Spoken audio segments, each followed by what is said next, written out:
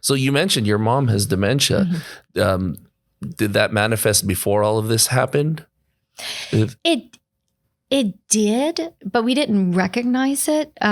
We knew, it's probably about 15 years ago, her behavior started changing. But we didn't attribute it to anything. And then actually after he had his stroke, like a year after he had his stroke, I started looking at my mom's behavior and saying, whoa, this is very similar. The changes in her personality and her conversations and sense of humor.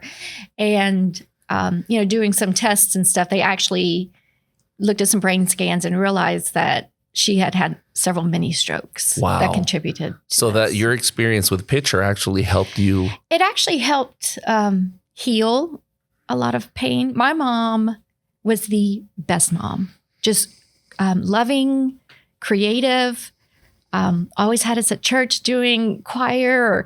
She's amazing. She was a teacher. She was brilliant.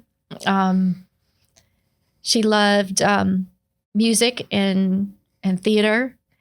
And, but I wasn't anticipating sharing this, but some of the things that she would do, like when I had young babies, she would come to our town and visit all her cousins and go back home. And I'm like, wait, you travel an hour and you didn't even come see me or help me with my new babies? There were a lot of, and I'm like, what grandmother does that? And that wasn't her. That wasn't her. And so for years, and this is one of the things that I would go look at Mother's Day cards and take one, and it says, for the mother who's always been there, and I'd put it back. For the mother who does everything for, her kids. I just put that back, and I just struggle, and I'd just be sitting there in the card aisle just crying because I couldn't find a Mother's Day card that reflected where we were in that stage of our lives. Wow. And so recognizing that it was a stroke and having to go through what we did with Pitcher brought so much forgiveness because I was able to recognize what was going on with my mom. And so there was a lot of forgiveness there. And yet another silver lining. There were a lot of. That's why I had the stroke. I was trying to get her to forgive her mom. For healing. It was sometimes you gotta just. Sometimes you just gotta bite the bullet and do what's best for her. He suffered for the rest of us. He's such a saint. You took one for the team. Yeah, I did. Such a martyr. So yeah, it's and right now we just placed her in an assisted living facility in Louisiana.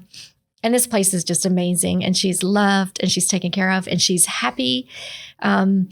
She is, she's like a child right now. She knows who we all are. Thank goodness. That's good. She knows who we all are.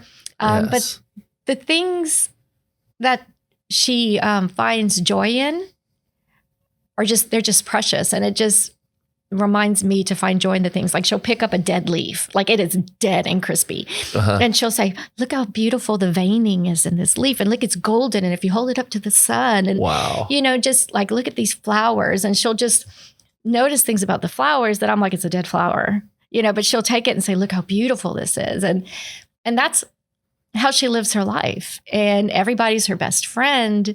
And I'm like, wow, it's really beautiful to see. And she can still see beauty in life and experience beauty of the world. Right. Even though she's going through this. Right. Yes. She's very happy where she is.